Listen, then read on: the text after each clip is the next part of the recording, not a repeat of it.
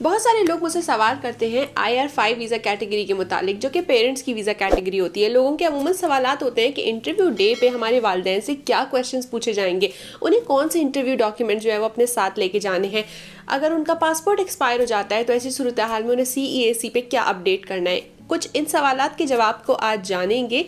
Let's start with that. Hello guys, मेरा नाम है Ramsha Khan and welcome back to my channel. इस चैनल पे मिलती हैं आपको वीज़ा और इमिग्रेशन से रिलेटेड बहुत सारी मालूमात। हम बात करते हैं US इमिग्रेशन से रिलेटेड स्टफ पे।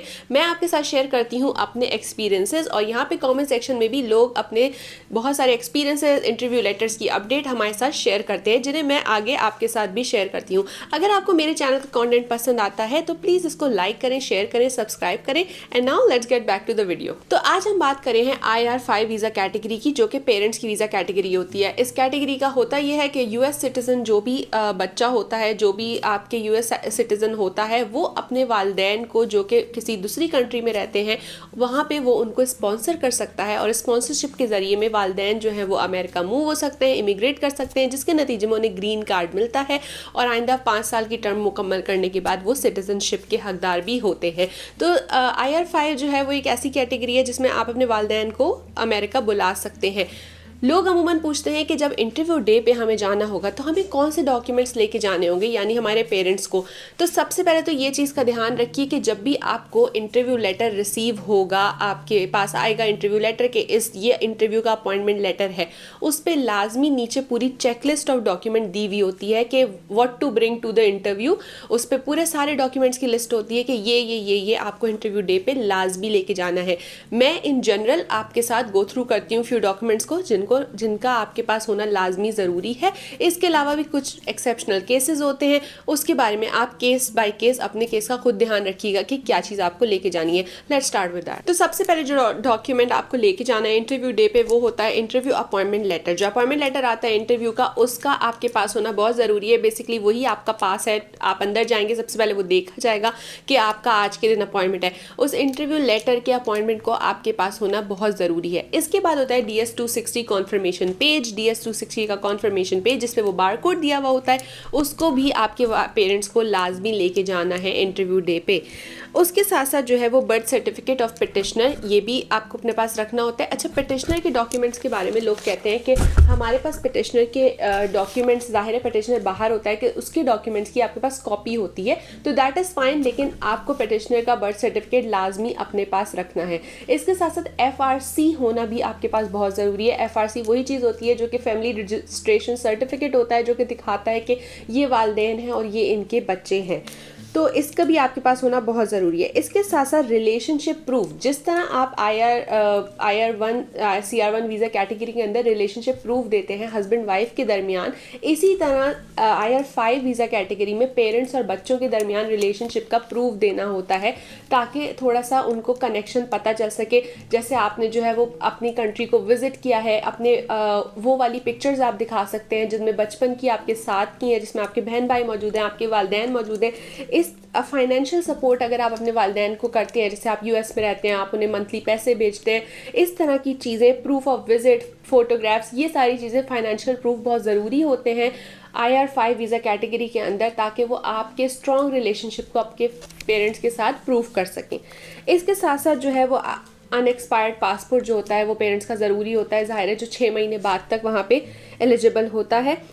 2 कलर्ड फोटोग्राफ्स पेरेंट्स की लाजमी ज़रूरी होती हैं। अच्छा, एक चीज़ और ध्यान रखिएगा कि English translation of all documents बहुत ज़रूरी होती है। वो तमाम डॉक्यूमेंट जो कि इंग्लिश में ट्रांसलेटेड नहीं है, लोकल लैंग्वेजेस में होते हैं, उनका इंग्लिश में ट्रांसलेट होना, नोटराइज होना बहुत ज़रूरी होता है। अच्छा, original and certified copies of all document uploaded on CEAC के बारे में हम पहले भी मुख्तलिफ वीडियोज़ में बात कर चुके हैं। CEAC पे अपलोड किए गए तमाम डॉक्यूमेंट्स की ओरिजिनल कॉपीज़ और सर्टिफाइड कॉपीज़ आपके पास होनी लाजमी है, क्योंकि वो आपसे मांग सकते हैं जो चीज़ें आपने उस पर अपलोड की हैं। इसके साथ साथ जो है वो फाइनेंशियल डॉक्यूमेंट्स बहुत ज़रूरी हैं। फाइनेंशियल डॉक्यूमेंट ही दिखाएंगे आपके काउंसलर ऑफिसर को कि जो आपका जो बच्चे हैं जो कि अपने पेरेंट्स को स्पॉन्सर कर रहे हैं वो उनकी फाइनेंशियल जिम्मेदारी उठाने के काबिल हैं। तो फाइनेंशियल डॉक्यूमेंट यानी कि I-864, W-2, टैक्सेस जो होते हैं, टैक्स के डॉक्यूमेंट जो होते हैं, पे स्लिप्स होती हैं, ये सारी चीज़ें आपके पास होना ज़रूरी हैं और ये अपडेटेड होना भी ज़रूरी है। जैसे आपने CEAC पे अपडेटेड टैक्स इस साल के अपलोड किए होंगे, जिस तरह आपने W-2s दिए होंगे, ये सारी चीज़ें दी होंगी, इसी तरह आप इंटरव्यू वाले दिन भी अपने साथ ये चीज़ें ले जाएं एहतियातन। बहुत सारे लोग कहते हैं नहीं फाइनेंशियल डॉक्यूमेंट हमने अपलोड कर दिए, हम साथ साथ नहीं लेके जाएंगे। ये बिल्कुल गलत बात है। आपके पास सारे डॉक्यूमेंट्स की कॉपीज़ होनी चाहिए जो आप वहाँ पे लेके जाएंगे अपने इंटरव्यू के दिन। इसके साथ साथ जॉइंट स्पॉन्सर की सूरत हाल में जॉइंट स्पॉन्सर के भी जो सारे फाइनेंशियल डॉक्यूमेंट्स होंगे उनको भी आपका अपने साथ ले जाना बहुत ज़रूरी है। इसके साथ साथ बहुत ज़रूरी डॉक्यूमेंट होता है एप्लीकेंट के जो मैरिज सर्टिफिकेट होते हैं, यानी आपके पेरेंट्स के जो मैरिज हुई है उसके जो सर्टिफिकेट होते हैं वो भी ले जाना बहुत ज़रूरी है। वो कंट्री स्पेसिफिक होता है कि पाकिस्तान के केस में उन्हें शादी के कौन से डॉक्यूमेंट्स दिखाने हैं, इंडिया के केस में कौन से दिखाने हैं, बांग्लादेश के केस में कौन से दिखाने हैं। पेरेंट्स की जो है वो अगर प्रीवियस मैरिजेस हुई हैं, डिवोर्स हुई है या किसी का इंतकाल हो गया प्रीवियस स्पाउसेस का, तो उनकी डिवोर्स की जो डिक्री होती है, डेथ सर्टिफिकेट होता है, उन सब का भी इंटरव्यू डे पे ले जाना बहुत ज़रूरी है। ये जो मैंने आपको लिस्ट दी है ये इन जनरल डॉक्यूमेंट्स की लिस्ट है। मैंने आपको फिर से बताया है कि आपका जो इंटरव्यू अपॉइंटमेंट लेटर आएगा उस पर भी एक डिटेल लिस्ट होगी कि कौन कौन से डॉक्यूमेंट चाहिए, और इसके साथ साथ केस स्पेसिफिक रिक्वायरमेंट भी होती हैं कि आपके केस के लिए हमें ये एक्स्ट्रा डॉक्यूमेंट चाहिए, उनका ध्यान रखना भी साथ साथ बहुत ज़रूरी है। अब एक चीज़ के बारे में बात करते हैं IR5 की टाइमलाइन के बारे में। IR5 की जो टाइमलाइन होती है वो सिमिलर होती है CR1 IR1 वीज़ा कैटेगरी से। ये टाइमलाइन क्यों सिमिलर होती है? क्योंकि इस पे कोई कैप नहीं होता, कोई नंबर ऑफ वो अलॉट नहीं किए गए कि सालाना इतने लोगों को IR5 वीज़ा कैटेगरी अलॉट की जाएगी, क्योंकि पेरेंट्स जो हैं वो इमीडिएट रिलेटिव में आते हैं।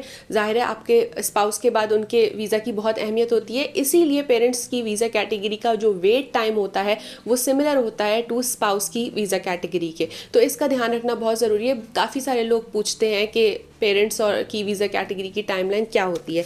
इसके बाद हम बात करेंगे एक बहुत अहम सवाल की जो बहुत सारे लोग पूछते हैं। वो ये पूछते हैं कि पेरेंट्स का जो है वो हमने DQ हो गया था, उसके बाद हमने उनका पासपोर्ट रीन्यू करवाया, तो अब हम क्या करें, कि हम CEAC पे अपलोड करें, इंटरव्यू के लिए क्या करें? तो इसका आंसर यही है कि DQ हो चुका है, पासपोर्ट आपने रीन्यू कराया है, अब अपने नए डॉक्यूमेंट को, नए पासपोर्ट को अपडेट करिए जाके CEAC के ऊपर।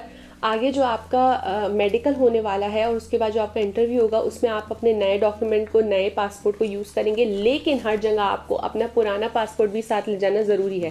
पुराने पासपोर्ट को बिल्कुल ये नहीं समझेगा कि ये एक्सपायर हो गया है और अब इसकी ज़रूरत नहीं रही। हर जगह आपका पुराना पासपोर्ट, नया पासपोर्ट ज़रूरी होना चाहिए। क्यों? क्योंकि इनिशियली आपने पुराने पासपोर्ट से ही अपनी पूरी I-130 की पिटिशन और हर चीज़ अप्लाई की थी।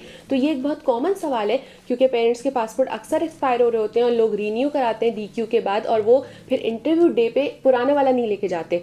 तो ये मिस्टेक नहीं कीजिएगा, दोनों पासपोर्ट का होना ज़रूरी है। एक और चीज़ का ध्यान रखना बहुत ज़रूरी है, अगर आपका DQ हो गया है और आपका नया पासपोर्ट उसके बाद बना है तो ज़रा वेट कीजिए अनटिल आप अपना इंटरव्यू लेटर हासिल कर लें।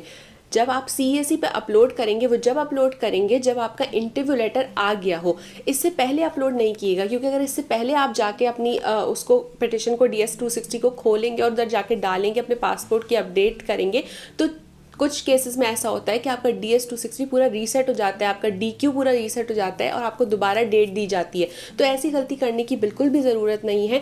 कोशिश कीजिए कि आपका इंटरव्यू लेटर जब आ जाए उसके बाद ही आप CEAC के पोर्टल पे जाके चीज़ें अपलोड कीजिए, जो कि बिल्कुल नज़दीक होता है कि बस आपका इंटरव्यू होने वाला है और आपने उससे 3 वीक्स पहले जो है वो नए डॉक्यूमेंट्स अपने अपडेटेड सारे अपलोड कर दिए। और वो इससे भी ज़रूरी होता है कि काउंसलर ऑफिसर जब आपका इंटरव्यू से पहले रिव्यू करेगा तो आपने फ्रेशली अपने डॉक्यूमेंट सारे उस पर अपडेटेड हैं, अपलोड किए हुए हैं।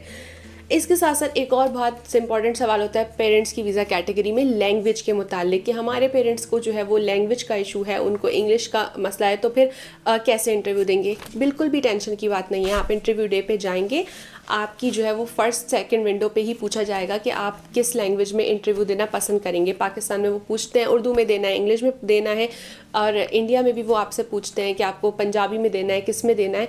आपको जिसमें भी देना है कंफर्टेबल है आप उसमें दे सकते हैं, वो आपको ट्रांसलेटर वहीं पे मुहैया कर देंगे, वो खुद आपको ट्रांसलेटर देंगे। तो इसकी जो है कोई परेशानी की बात नहीं है। कुछ बेसिक लैंग्वेजेस के अलावा अगर बहुत ही ऐसी लैंग्वेज होती है जिसका उनके पास ट्रांसलेटर नहीं होता, तो उन केसेस में वो कहते हैं कि आप हमें पहले से इन्फॉर्म कर दें और इंटरप्रेटर जो है वो फिर आपको अपने साथ लाना होता है। लेकिन in general Urdu, English, Punjabi, Marathi, ये सारी लैंग्वेजेस में वो आपके इंटरव्यू ले लेते हैं, खुद ही आपको ट्रांसलेटर प्रोवाइड कर देते हैं इंटरव्यू डे पे। तो इसकी कोई परेशानी नहीं है, जिस लैंग्वेज में आप कंफर्टेबल होंगे उसी में इंटरव्यू दीजिएगा। कुछ 4-5 जो है वो सवालात हैं बेसिक से जिनका आपको इंटरव्यू वाले दिन जवाब मालूम होना बहुत ज़रूरी है। इंटरव्यू के जो क्वेश्चंस होते हैं पेरेंट्स के वीज़ा कैटेगरी में, वो इन जनरल उसी तरह होते हैं जो कि आपके रिलेशनशिप को आपके बच्चे के साथ दिखाएं कि जी स्पॉन्सर जो है, जो आपका बच्चा है उसने आपको किया है, आप उसके वाकई में पेरेंट्स हैं और आप लोग विजिट करते रहे हैं, मतलब आपके बच्चे आपको या आपके किसी तरह का स्ट्रॉन्ग कनेक्शन है। तो तमाम सवाल इसी तरह होते हैं कि आप अपने बच्चे के रूटीन के बारे में जानते हैं, उसकी जॉब के बारे में जानते हैं, इन जनरल यही होते हैं। तो एक जनरल पहला सवाल ये होता है कि आपके बेटा या बेटी का नाम क्या है। उनको ये नाम बिल्कुल मालूम होता है, उनकी स्क्रीन पे भी आ रहा होता है जो पिटिशनर होता है, लेकिन उसके साथ साथ वो फिर भी आपसे पूछना चाहते हैं उसका फुल नेम अपने लिए क्रॉस क्वेश्चन करने के लिए। तो आपको उनका फुल नेम ज़ाहिर है मालूम होना चाहिए और आपको मालूम होगा।